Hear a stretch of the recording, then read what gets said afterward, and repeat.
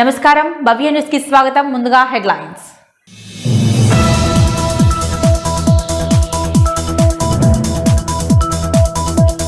Urea విషయంలో రైతులకు ఎలాంటి ఇబ్బంది కలగకుండా చూస్తామన్న మండల వ్యవసాయ అధికారి. సబ్ మార్కెట్ యార్డ్ లో గ్రామాల వారీగా కౌంటర్లు ఏర్పాటు చేసి యూరియా అందజేస్తున్నామన్న సోమలింగారెడ్డి.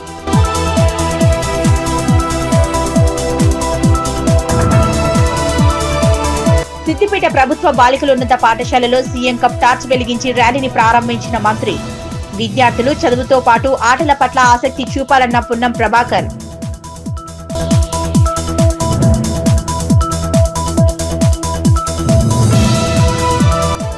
చిన్నశంకరంపేట మండలం చందంపేట గ్రామంలో Chandampet cricket league cricket match ప్రారంభం.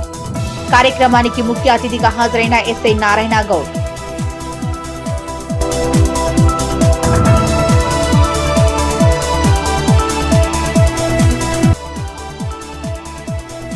ఆస్తి కోసం అత్తను చంపిన అల్లుడు. సిద్దిపేట జిల్లా కొండపాక మండలం తిమ్మారెడ్డిపల్లిలో ఘటన.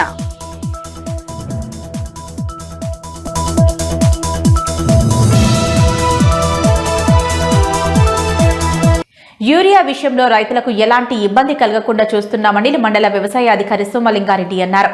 ఈ మేరకు నిజాంపేట మండల కేంద్రంలోని సబ్ మార్కెట్ యార్డ్ లో గ్రామాల వారీగా కౌంటర్లు ఏర్పాటు చేసి రైతులకు యూరియా బస్తాలను అందిస్తున్నామన్నారు. యూరియా విషయంలో రైతులకు ఎలాంటి ఇబ్బంది కలగకుండా చూస్తున్నామని మండల వ్యవసాయ అధికారి సోమలింగారెడ్డి అన్నారు. ఈ మేరకు నిజాంపేట మండల కేంద్రంలోని సబ్ మార్కెట్ యార్డ్ లో గ్రామాల వారీగా కౌంటర్లు ఏర్పాటు చేసి రైతులకు యూరియా బస్తాలను అందిస్తున్నామన్నారు. రైతులు యూరియా విషయంలో ఎలాంటి ఆందోళన చెందాల్సిన అవసరం లేదని, రైతులకు సరిపడే యూరియా అందుబాటులో ఉందని, యూరియా కోసం రైతులు తమ ఆధార్ కార్డ్, పట్టా, పాస్బుక్ జిరాక్స్ లను అందించి యూరియా బస్తాలు తీసుకెళ్లాలన్నారు. రైతులు వరి పంటకు మోతాదులో యూరియా చల్లుకోవాలని వ్యవసాయ అధికారుల సూచనలకు పాటించాలన్నారు. ఈ కార్యక్రమం వ్యవసాయ విస్తరణ అధికారులు Srilatha, Mounika, Ramya, head constable Prakash, constable Ashok, వివిధ గ్రామాల రైతులు పాల్గొన్నారు.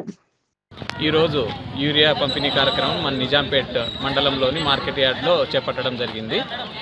మన ముందస్తు ప్రణాళిక ప్రకారం విలేజ్ వారీగా కూడా మనం షెడ్యూల్స్ ప్రకారం ప్రకటించడం జరిగింది. యూరియా ఎక్కడెక్కడ ఇస్తారో, ఏ సెంటర్లో ఇస్తుంది, అందుకు అనుగుణంగా కూడా రైతులు తమ పట్టా, పాస్బుక్, ఆధార్ కార్డు తీసుకొని ఈరోజు మన నిజాంపేట మండలంలోని మార్కెట్ యార్డ్కు రావడం జరిగింది.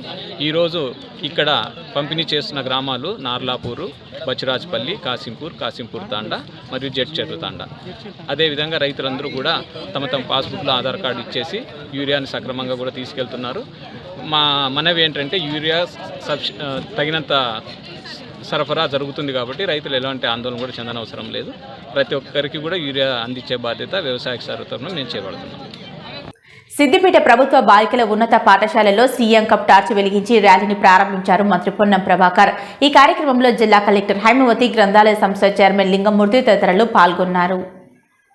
సిద్దిపేట ప్రభుత్వ బాలికల ఉన్నత పాఠశాలలో సీఎం కప్ టార్చ్ వెలిగించి ర్యాలీ ప్రారంభించారు మంత్రి పొన్నం ప్రభాకర్. కార్యక్రమంలో జిల్లా కలెక్టర్ హైమవతి, గ్రంథాలయ సంస్థ చైర్మన్ లింగమూర్తి, జిల్లా యువజన క్రీడల అభివృద్ధి అధికారి వెంకట నర్సయ్యలు పాల్గొన్నారు. ఈ సందర్భంగా మంత్రి పొన్నం ప్రభాకర్ మాట్లాడుతూ సీఎం కప్ టార్చ్ ర్యాలీ సందర్భంగా విద్యార్థులకు, యువకులకు అభినందనలు తెలిపారు. విద్యార్థులకు చదువుతో పాటు ఆటల పట్ల ఆసక్తి ఉండాలన్నారు. గ్రామీణ ప్రాంతాల్లో నైపుణ్యం ఉన్న క్రీడాకారుల నైపుణ్యాలను వెలికితీసి వారికి శిక్షణ ఇచ్చి వారిని ఉన్నత స్థాయికి తీసుకుపోవాలని ప్రభుత్వం ఈ కార్యక్రమం తీసుకుందన్నారు. ప్రతిభ కలిగిన మీ అందరికీ మంచి ప్రోత్సాహాన్ని అందిస్తుందన్నారు. ప్రభుత్వం సంకల్పం తీసుకుంటే సరిపోదు. క్రీడల పట్ల ఆసక్తి, నైపుణ్యం ఉన్న ఆటలకు అనుగుణంగా మీరు శిక్షణ తీసుకోవాలి. క్రీడాకారులను ప్రోత్సహించడానికి తెలంగాణ ప్రభుత్వం స్పోర్ట్స్ పాలసీ తీసుకొచ్చిందని, స్పోర్ట్స్ యూనివర్సిటీ ఏర్పాటు చేస్తుందన్నారు. యంగ్ ఇండియా స్పోర్ట్స్ యూనివర్సిటీ మాత్రమే కాకుండా జిల్లాలో క్రీడల అభివృద్ధికి ప్రత్యేక చర్యలు తీసుకుంటుందన్నారు. ప్రపంచంలోనే, దేశంలో అనేక క్రీడల్లో అవార్డులు తీసుకుని కీర్తి పొందిన వారు అంతా గ్రామీణ స్థాయి నుంచి వచ్చిన వారే అన్నారు. ఏదైనా ఒక ఆటలో ఆసక్తి ఉన్న దానిని ఎంపిక చేసుకుని శిక్షణ తీసుకోవాలన్నారు. ఆటలు ఆడి రాణిస్తే నేరుగా గ్రూప్ 1 డిఎస్సి ఉద్యోగాలు ఇచ్చిందని, క్రికెట్ ఆడిన సిరాజ్ కి డిఎస్పీ ఉద్యోగం వచ్చిందన్నారు. గ్రామీణ, మండల, జిల్లా, రాష్ట్ర స్థాయిలో జరిగే సీఎం కప్ టోర్నీలో విద్యార్థులు రాణించాలన్నారు. ఆటల్లో పాల్గొని మీ అందరికీ హృదయపూర్వక శుభాకాంక్షలు తెలిపారు. జిల్లా కలెక్టర్ కె హైమవతి మాట్లాడుతూ క్రీడలు జీవితంలో భాగమని, ఎంతో మంది పిల్లలకు శక్తి సామర్థ్యాలు ఉన్నా కూడా క్రీడల్లో పాల్గొనే అవకాశాలు అందరికీ రావట్లేదని, రాష్ట్ర ముఖ్యమంత్రి మట్టిలో మాణిక్యాలైన గ్రామ స్థాయి నుంచి మండల, జిల్లా స్థాయి వరకు ప్రతిభావంతులైన వారిని వెలికి తీసేందుకు గ్రామ, మండల, నియోజకవర్గ, జిల్లా, రాష్ట్ర స్థాయిలో సీఎం కప్ క్రీడా పోటీలు నిర్వహించి క్రీడలను ప్రోత్సహిస్తున్నారని, ఈ అవకాశాన్ని సద్వినియోగం చేసుకుని ఇష్టమైన క్రీడా రంగాల్లో ప్రతిభను చూపించాలన్నారు. डी विटामिन फ्री తీసుకుంటారు ఎండల వాటిగా గుడ్ మార్నింగ్ ఆట అంటే ఎంతమంది ఇష్టంతో వచ్చారు, టీచర్ల బలంతో ఎంతమంది వచ్చారు, ఆట అంటే ఎంతమంది ఇష్టంతో వచ్చారు ఒకసారి చేయలేమంటారు. ఒకసారి స్పోర్ట్స్ ఇంట్రెస్ట్ తోటి, లేకపోతే ఆల్ ది బెస్ట్. అందరికీ ఆటల పట్ల ఒక మంచి ఉత్సాహము ఇంట్రెస్ట్ ఉంది కాబట్టి ఇక్కడికి వచ్చినారు మీ అందరూ. ఈరోజు సీఎం కప్ క్రీడా సీఎం కప్ క్రీడా జ్యోతిని ప్రారంభం చేసుకుంటున్న ఈ కార్యక్రమంలో మీ అందరికీ కూడా నా హృదయపూర్వకంగా అభినందనలు. ప్రభుత్వ ఉద్దేశము సీఎం కప్ జ్యోతి క్రీడల నిర్వాహకుల యొక్క ఉద్దేశం ఏంటంటే గ్రామీణ ప్రాంతాల్లో ఉన్నటువంటి నైపుణ్యత కలిగిన క్రీడాకారులను వెనక్కి తీసి రాబోయే కాలంలో జాతీయ అంతర్జాతీయ ప్రపంచ స్థాయి పోటీల్లో మరి ప్రతిభ కనపరిచేటువంటి ఆలోచనతోటి ఒక ప్రోత్సాహాన్ని ఇవ్వాలనే ఆలోచనతో ఈ కార్యక్రమం తీసుకోబడతా ఉంది. ప్రతిభ కలిగిన వారందరికీ ప్రత్యేకమైనటువంటి శిక్షణ ఇచ్చి వారిని ఉన్నతమైనటువంటి స్థానానికి తీసుకుపోయే విధంగా ముఖ్యమంత్రి సహాయ నిధి చెక్కులను అహ్మదాపూర్ గ్రామంలో మాజీ ముఖ్యమంత్రి గజ్వెల్ ఎమ్మెల్యే కేసీఆర్, ఎమ్మెల్సీ యాదవరెడ్డి సహకారంతో మంజూరైన చెక్కులను ఈరోజు గజ్వెల్ మాజీ market committee chairman Madasu Srinivas లబ్ధిదారులకు సర్పంచ్ బ్యాగరి ప్రభాకర్తో కలిసి అందజేశారు. ముఖ్యమంత్రి సహాయ నిధి చెక్కులను అహ్మదీపూర్ గ్రామంలో మాజీ ముఖ్యమంత్రి Gajwel MLA KCR, doctor MLC Yadava Reddy సహకారంతో మంజూరైన చెక్కులను గజ్వెల్ మాజీ market committee chairman Madasu Srinivas లబ్ధిదారులకు సర్పంచ్ బ్యాగరి ప్రభాకర్ తో కలిసి పంపిణీ చేశారు. వారిలో చాడా కృష్ణమ్మ 13,500, కుంట మాధవరెడ్డి 21,000, కుంట్రంగల కవిత 33,000, చాకలి పెంటకాడి బాలరాజు 13,500లను పంపిణీ చేశారు. ఈ సందర్భంగా మాజీ మార్కెట్ కమిటీ చైర్మన్ మాదా శ్రీనివాస్ మాట్లాడుతూ మాజీ ముఖ్యమంత్రి గజ్వెల్ ఎమ్మెల్యే కేసీఆర్ ఆధ్వర్యంలో పేద ప్రజలకు హాస్పిటల్ ఖర్చుల నిమిత్తం సీఎం సహాయ నిధి చెక్కులు అందజేయడం జరిగిందన్నారు. అధికారం ఉన్నా లేకున్నా పేద ప్రజల కష్ట సుఖాలను ఎల్లప్పుడూ ముందుంటామని, ప్రభుత్వం నుంచి వచ్చే సీఎం సహాయ నిధి చెక్కులు, కళ్యాణ లక్ష్మి చెక్కులు వంటి సంక్షేమ కార్యక్రమాలను తాము స్పందించి బీఆర్ఎస్ పక్షాన తాము ప్రజలకు వారధిలా పనిచేస్తున్న విషయాన్ని గుర్తు చేశారు.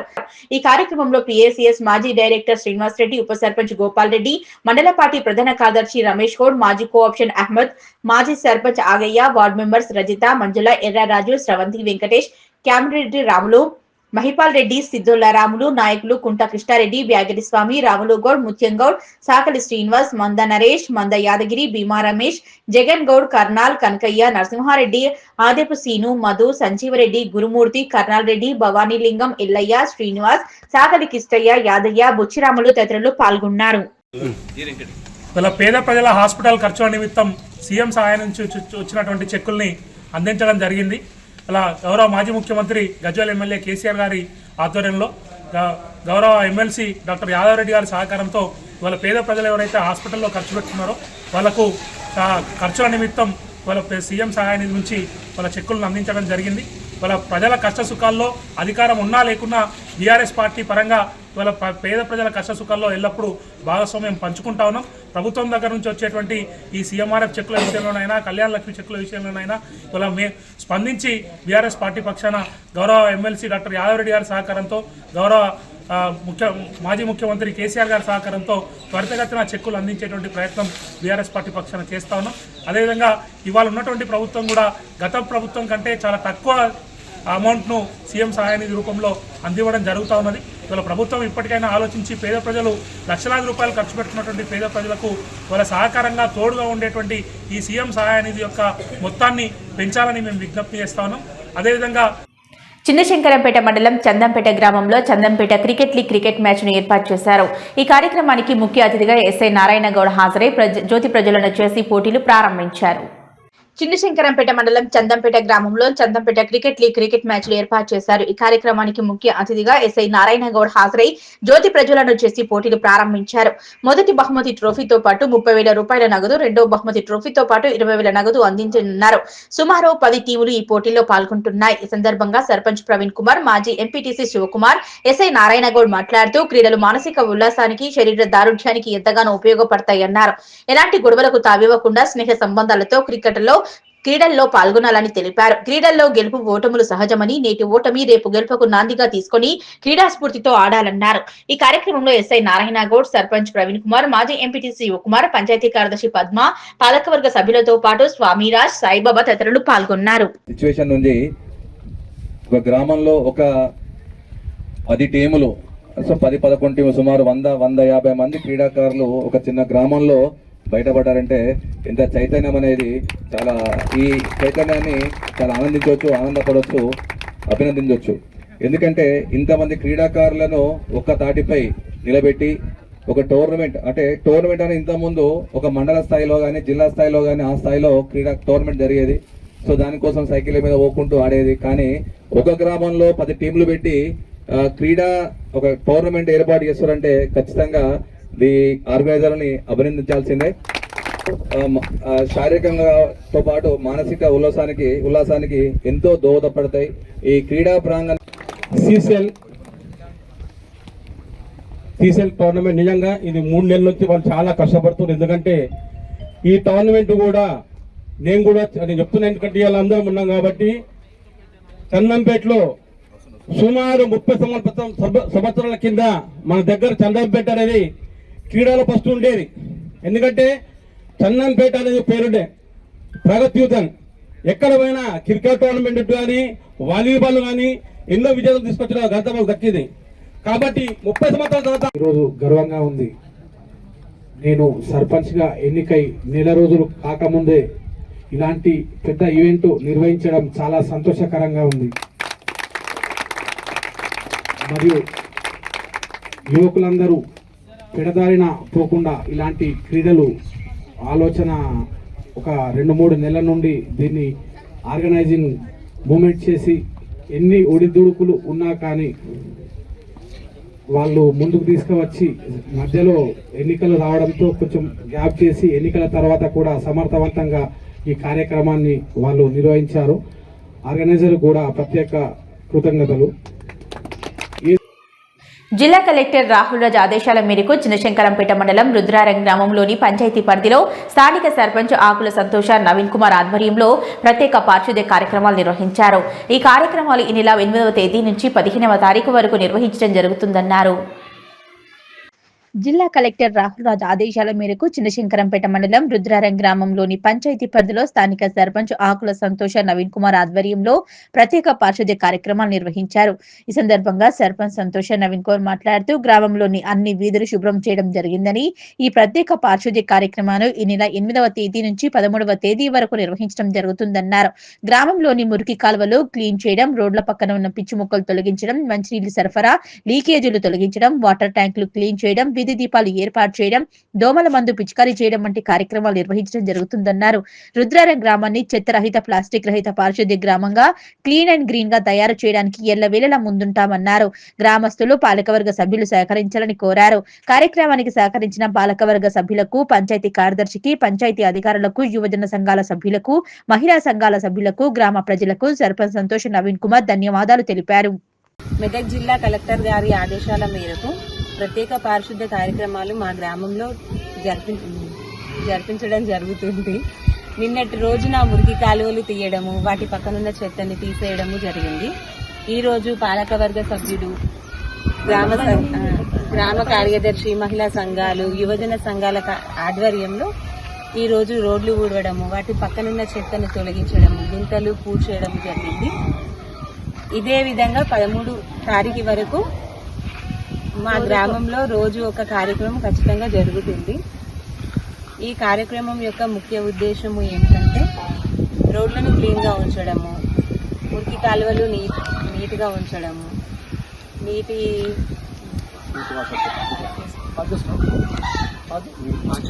కార్యక్రమంలో పాల్గొన్న పాలకవర్గ సభ్యులకు, మహిళా సంఘాలకు, గ్రామ కార్యదర్శి గారికి, యువజన సంఘాలకు వీళ్ళందరికీ ప్రత్యేక కృతజ్ఞతలు తెలుపుతున్నాను.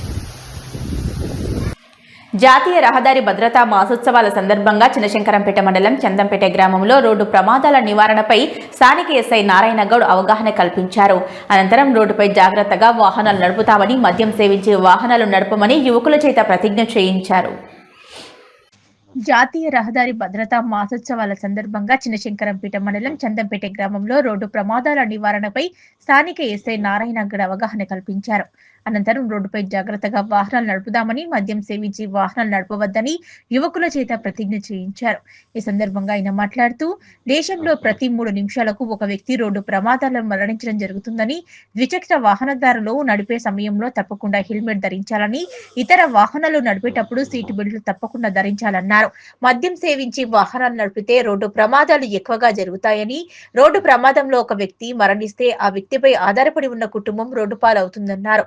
రోడ్డు ప్రమాదాలకు గురికాకుండా వాహనాలను జాగ్రత్తగా నడపాలని, తమ కుటుంబాన్ని రోడ్డు పాలు కాకుండా చూసుకునే బాధ్యత వాహనాలు నడిపే వారిపై ఉంటుందన్నారు.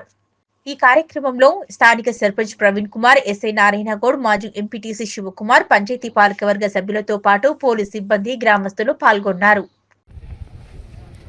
కేంద్ర రాష్ట్ర ప్రభుత్వాలు రోడ్ సేఫ్టీ అవేర్నెస్ మంత్ గా నిర్ణయించినాయి కాబట్టి సో దానిలో భాగంగా మీకు కొన్ని సూచనలు చేసి ఒక ప్రతిజ్ఞ చేద్దామని అనుకుంటున్నా. ఎందుకంటే ఒక్కొక్క యువకుడు ఒక కుటుంబానికి ఒక భవిష్యత్తు, ఆ యువకుడు ఆ కుటుంబానికి నాకు తెలిసి ప్రతి ఇళ్లలో ఒక కొడుకు లేదా ఇద్దరు అంటే ఒకరు లేదా ఇద్దరు పిల్లలు లేదా 3 పిల్లలు, సో అంతకంటే ఎక్కువైతే ఉండరు.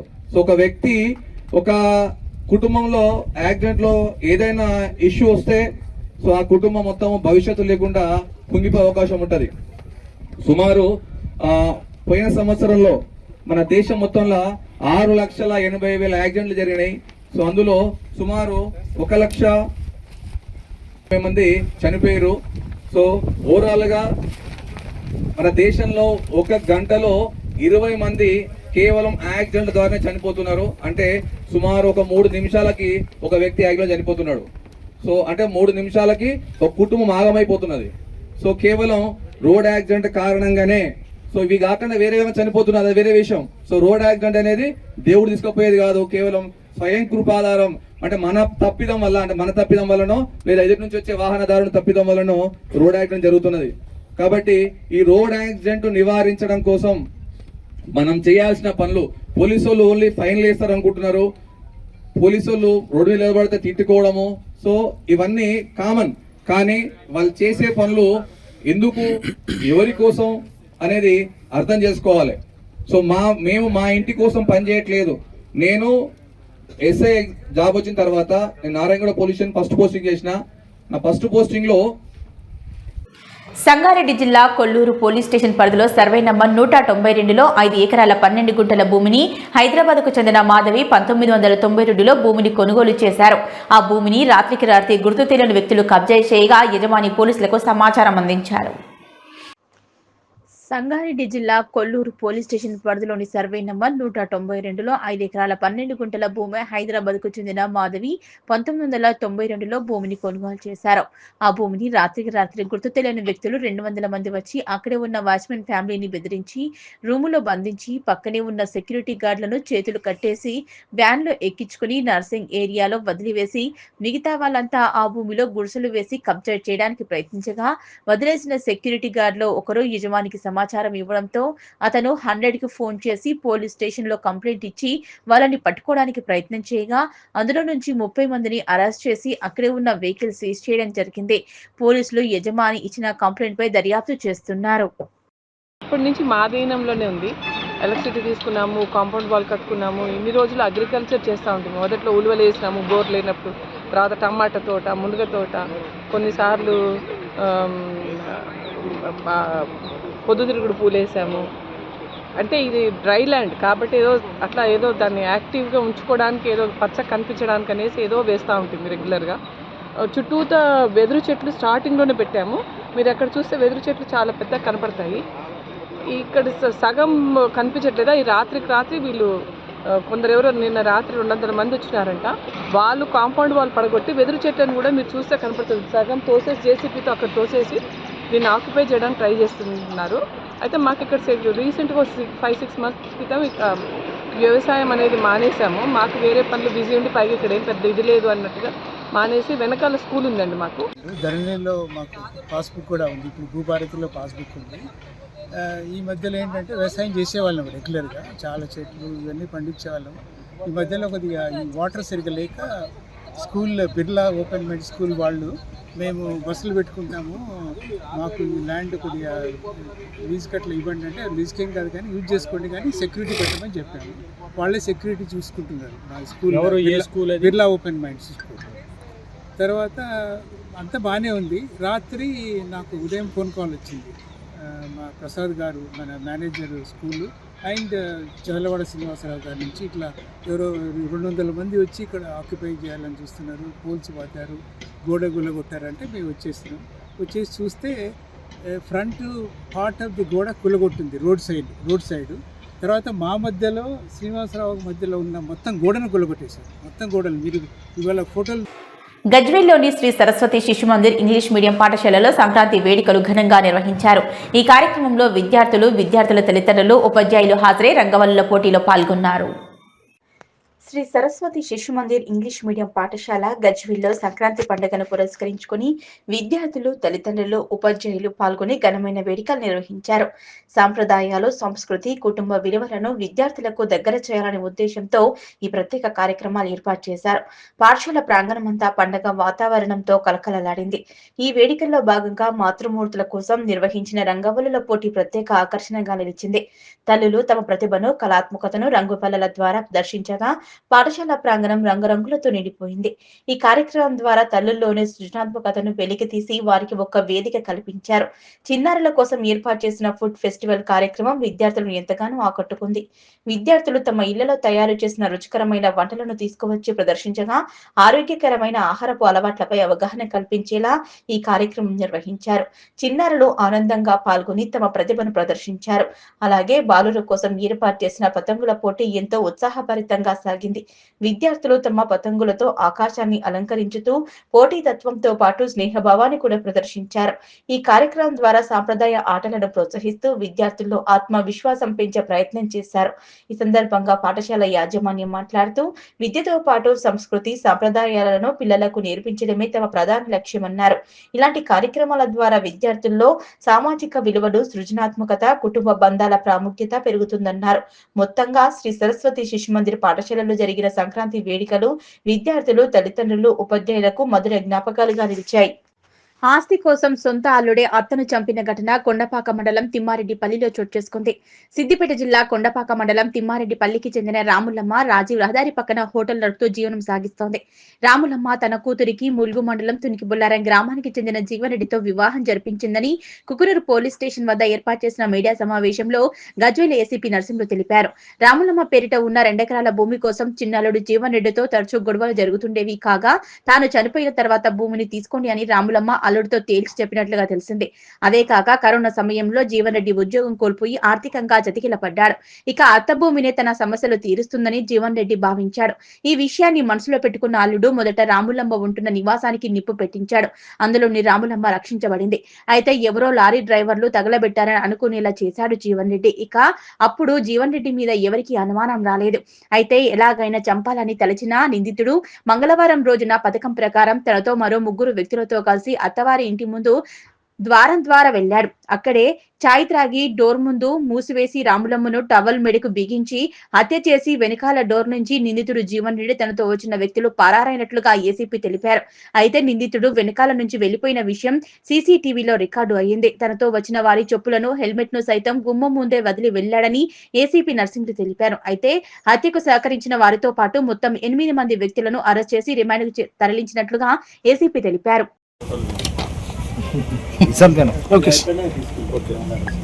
గత మంగళవారం 6వ తేదీ ఈ నెల ఈ సార్లవాడ గ్రామం ఆమ్లెప్టాపు తిమ్మక్కపల్లి విలేజ్ కొండపాక మండలంలో రామా ఎలియాస్ రాములమ్మ అని దాదాపు 60 సంవత్సరాల ఒక ఒంటరి మహిళ హత్య గావింపబడింది అనే సమాచారం పైన కుగ్నూరుపల్లి పోలీస్ స్టేషన్లో హత్య కేసు నమోదు చేయడం జరిగింది. ఇట్టి కేసులో ఇన్వెస్టిగేషన్లో భాగంగా రకరకాల సమాచారం సేకరించిన అనంతరం ఈ హత్యకు ఆమె 2వ అల్లుడైనటువంటి జీవన్రెడ్డి మరియు మిగతా వ్యక్తుల సహకారంతో హత్య చేసినట్టు రుజువైంది.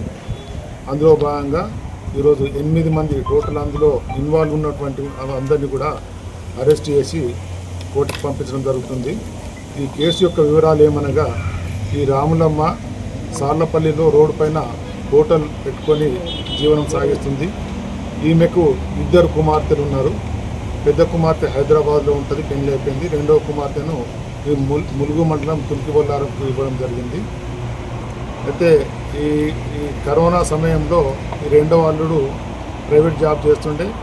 ఆ జాబ్ అయినందుకు కొంచెం ఫైనాన్షియల్ ఇబ్బందులు ఉన్నాయి. అప్పటి నుంచి డబ్బులు కావాలని వాళ్ళ అత్త దగ్గర ఒత్తిడి చేస్తున్నారు. ఆమె చిన్న మొత్తంలో అంటే సప్లై చేస్తూ ఉంది. ఆమెకు 3 ఎకరాల ల్యాండ్ కూడా ఉంది. ఆ ల్యాండ్ మాకు పంచిచ్చినట్టయితే 2 బిడ్డలే, కొడుకు లేరు కాబట్టి అమ్ముకుందామని ఇతను ప్లాన్ చేసినాడు. ఆమె అందుకు నిరాకరించి నేను బతుకున్నంత వరకు ఇవ్వనని చెప్పడం జరిగింది.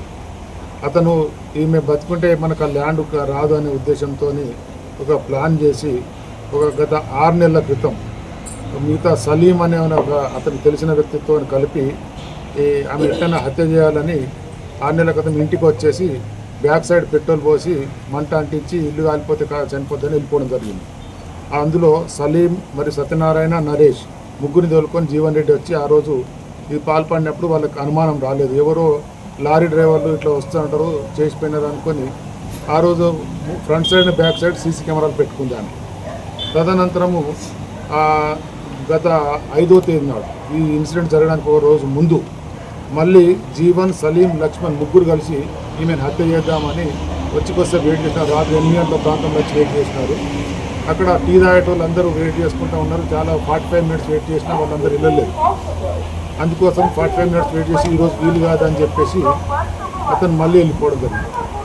నెక్స్ట్ డే 6th రోజు ఈ హత్య జరిగిన రోజు సలీం ఫోన్ లిఫ్ట్ చేయకపోతే జీవన్ రెడ్డి, పాండు, మహేష్ మెదక్ జిల్లా వెల్దుర్తి మండలం పెద్దాపూర్ గ్రామాన్ని జిల్లా కలెక్టర్ రాహుల్ రాజ్ ఆదర్శ గ్రామంగా ఎంపిక చేశారు.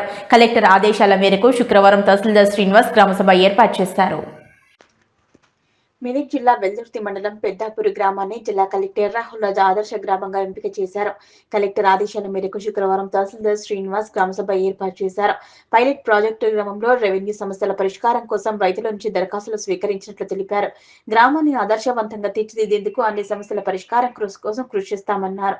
గ్రామంలోని పలు సమస్యలను వారు క్షేత్రస్థాయిలో పరిశీలించారు. కార్యక్రమంలో తహసీల్దార్ శ్రీనివాస్, ఆర్ఎన్ నర్సింగ్ యాదవ్, గ్రామ సర్పంచ్ రంగారెడ్డి, ఉప సర్పంచ్ లావణ్యరాజు, వార్డు మెంబర్ దాసరి అభిలాష్, గ్రామ పెద్ద మనుషులు, రెవెన్యూ సిబ్బంది, ప్రజలు పాల్గొన్నారు. అందరికీ నమస్కారం. జిల్లా కలెక్టర్ ఆర్డీఓ తూఫాన్ గారి ఆదేశాల ప్రకారం ఆదర్శ గ్రామం కింద ఈరోజు పెద్దపూర్ గ్రామాన్ని ఎంచుకొని స్కూలును విజిట్ చేయడం జరిగింది. అలాగే గ్రామంలో ఉన్నటువంటి ఏ సమస్యలైనా పరిష్కరించేందుకు మేము టీం వారికి అందరం ఆఫీస్ కార్యాలయం నుంచి రావడం జరిగింది. భూములకు సంబంధించి దరఖాస్తులు తీసుకుంటూ గురించి ఏమైనా పెండింగ్ ఉంటే అవన్నీ క్లియర్ చేస్తామని చెప్పాము.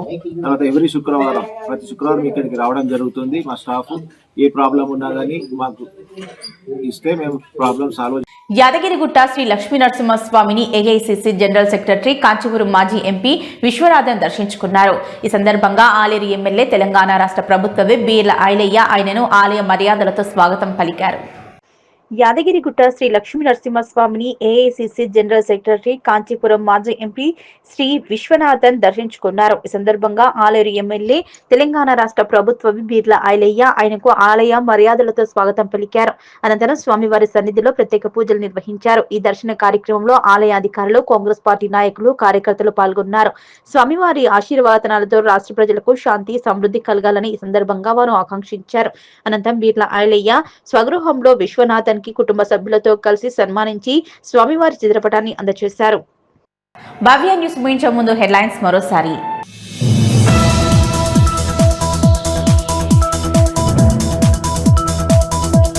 యూరియా విషయంలో రైతులకు ఎలాంటి ఇబ్బంది కలగకుండా చూస్తామన్న మండల వ్యవసాయ అధికారి. సబ్ మార్కెట్ యార్డ్లో గ్రామాల వారీగా కౌంటర్లు ఏర్పాటు చేసి యూరియా అందజేస్తున్నామన్న సోమలింగారెడ్డి.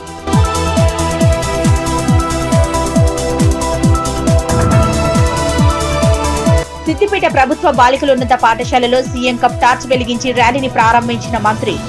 విద్యార్థులు చదువుతో పాటు ఆటల పట్ల ఆసక్తి చూపాలన్న పున్నం ప్రభాకర్.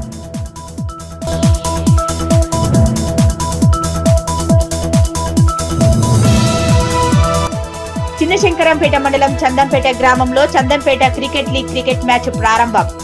కార్యక్రమానికి ముఖ్య అతిథిగా హాజరైన ఎస్ఐ నారాయణ గౌడ్.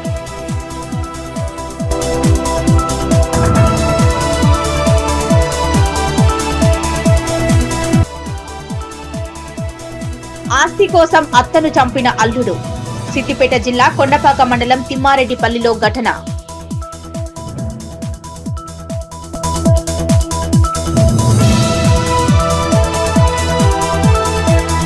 ఇవి ఇప్పటివరకున్న అప్డేట్స్. నమస్కారం.